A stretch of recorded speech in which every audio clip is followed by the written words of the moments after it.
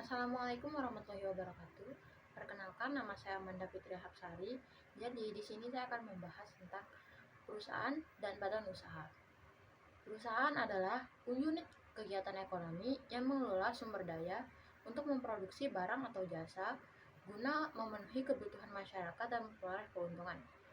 Ciri utama dari perusahaan adalah berfokus pada operasional ekonomi seperti produksi, distribusi, dan penjualan. Kemudian tujuan utama dari perusahaan sendiri adalah untuk mendapatkan laba dari aktivitas ekonominya. Kemudian contoh dari perusahaan itu adalah pabrik, toko, perusahaan teknologi seperti Perbedaan perusahaan dan badan usaha.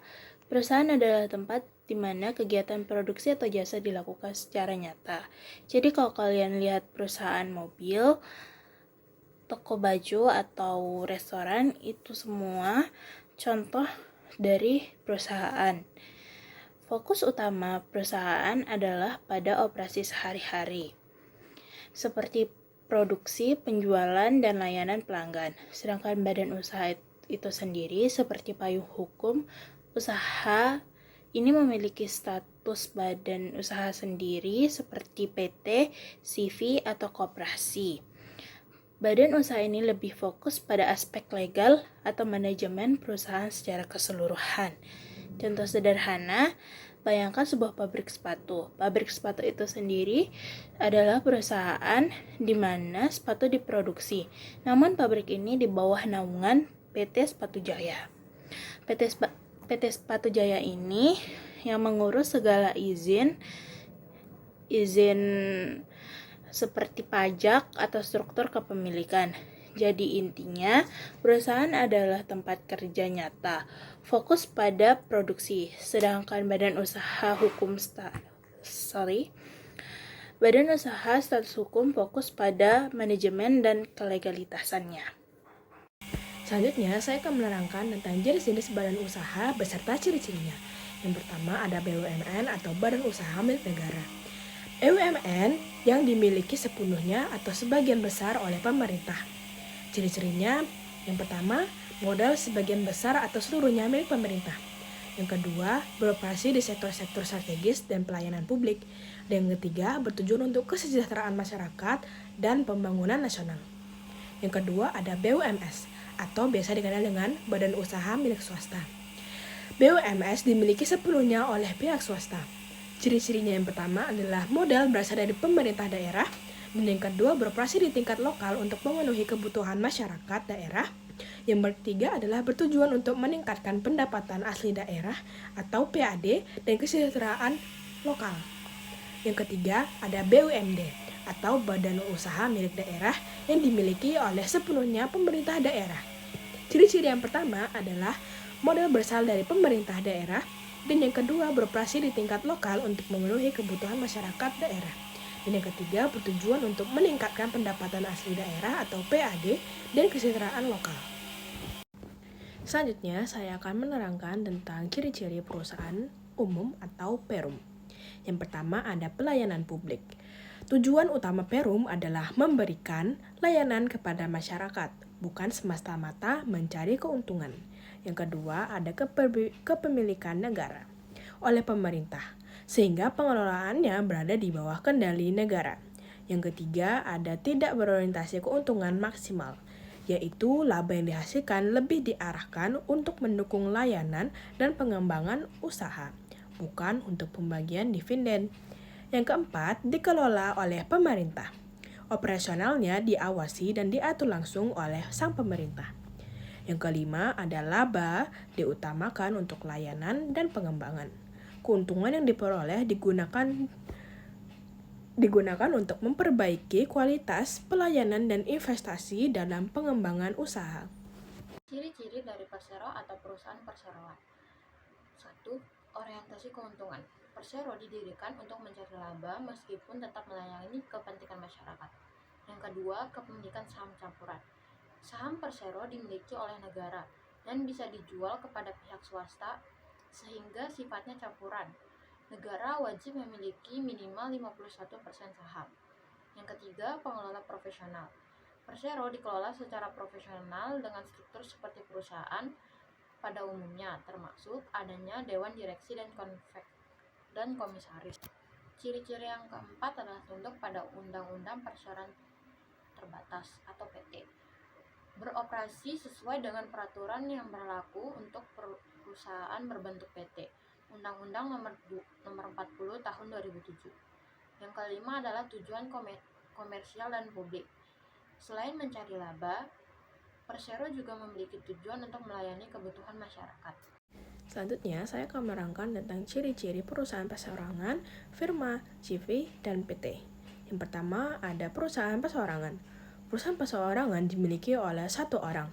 Pengelolaannya sederhana dan tanggung jawab pemiliknya tak terbatas. Yang kedua, ada firma. Firma, badan usaha yang didirikan oleh dua orang atau lebih dengan tanggung jawab bersama dan tanggung jawabnya tak terbatas. Yang ketiga, ada CV. CV adalah badan usaha dengan dua jenis sekutu, yaitu sekutu aktif yang menjalankan perusahaan dan sekutu pasif yang hanya menyetor modal. Yang keempat, ada PT, badan usaha yang dimiliki status badan hukum dengan tanggung jawab terbatas pada modal yang disetor. Selanjutnya, saya akan menerangkan tentang gambar yang ada di samping saya. Yang pertama, ada PT Pertamina.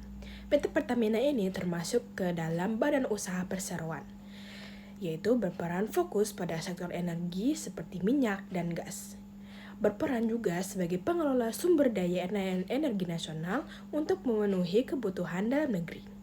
Yang kedua, ada PT PLN. PT PLN juga termasuk ke dalam badan usaha perseroan, yaitu beroperasi di sektor kelistrikan.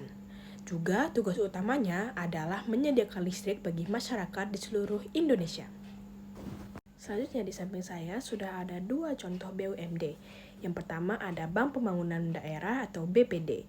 Fungsi utama dari BPD ini adalah untuk mendorong pembangunan ekonomi daerah dengan menyediakan layanan perbankan bagi masyarakat setempat, termasuk kredit usaha kecil dan mikro. Kepemilikannya dimiliki oleh pemerintah daerah, baik tingkat provinsi maupun kabupaten atau kota. Tujuan dari BPD ini menghimpun dana masyarakat dalam bentuk tabungan deposito atau giro. Dia menyalurkan kredit untuk mendukung pertumbuhan ekonomi lokal. Contohnya dari Bank Jatim, Bank DKI, Bank Jabar, Banten, dan atau BJB. Yang kedua ada PDAM atau Perusahaan Daerah Air Minum. Fungsi utama dari PDAM ini adalah menyediakan air bersih bagi masyarakat di suatu daerah. Kepemilikannya dimiliki oleh pemerintah daerah. Tujuan dari PDAM ini adalah memberikan layanan air bersih dan sanitasi kepada masyarakat. Yang kedua ada mendukung peningkatan kualitas hidup dan kesehatan masyarakat di daerah. Operasionalnya PDAM seringkali memanfaatkan sumber daya air lokal dan bertanggung jawab menjaga kelestarian sumber air di daerah tersebut. Saya akan menjelaskan tentang contoh badan usaha milik swasta atau BUMS. Gambar pertama ada PT Jarum, yaitu salah satu perusahaan rokok terbesar di Indonesia, merupakan contoh BUMS yang murni dimiliki oleh pihak swasta tanpa keterlibatan pemerintah. Kegiatannya melibatkan produksi rokok dan kontribusi pada perekonomian melalui pajak dan penyerapan tenaga kerja. Dan gambar yang kedua ada PT Pupuk Kaltim, perusahaan pupuk swasta terbesar yang berlokasi di Kalimantan Timur. Fokusnya adalah memproduksi pupuk dan bahan kimia untuk mendukung sektor pertanian di Indonesia. Meski berstatus swasta, PT Pupuk Kaltim tetap memiliki peran strategis dalam menjaga ketahanan pangan sosial. Dan yang terakhir ada peran BUMN, BUMS, BUMD dalam perekonomian nasional. Yang pertama ada BUMN. Perannya mengelola sumber daya alam yang strategis. Yang kedua menyediakan infrastruktur dan layanan publik seperti listrik, air, dan transportasi. Yang ketiga ada menyumbangkan pendapatan ke kas negara melalui dividen. Yang kedua ada badan usaha milik negara atau BUMD. Perannya yang pertama menyediakan layanan yang dibutuhkan oleh masyarakat di daerah seperti air bersih, transportasi lokal, dan perbankan. Yang kedua, meningkatkan pendapatan di daerah atau PAD melalui usaha-usaha yang dikelola. Yang ketiga, ada mendukung pembangunan daerah dan pemerataan ekonomi. Dan yang terakhir ada BUMS atau Badan Usaha milik swasta. Perannya yang pertama menciptakan lapangan kerja dan mengurangi angka pengangguran. Yang kedua ada meningkatkan produksi barang dan jasa yang dibutuhkan masyarakat. Dan yang terakhir ada mendorong inovasi dan efisiensi melalui persaingan pasar.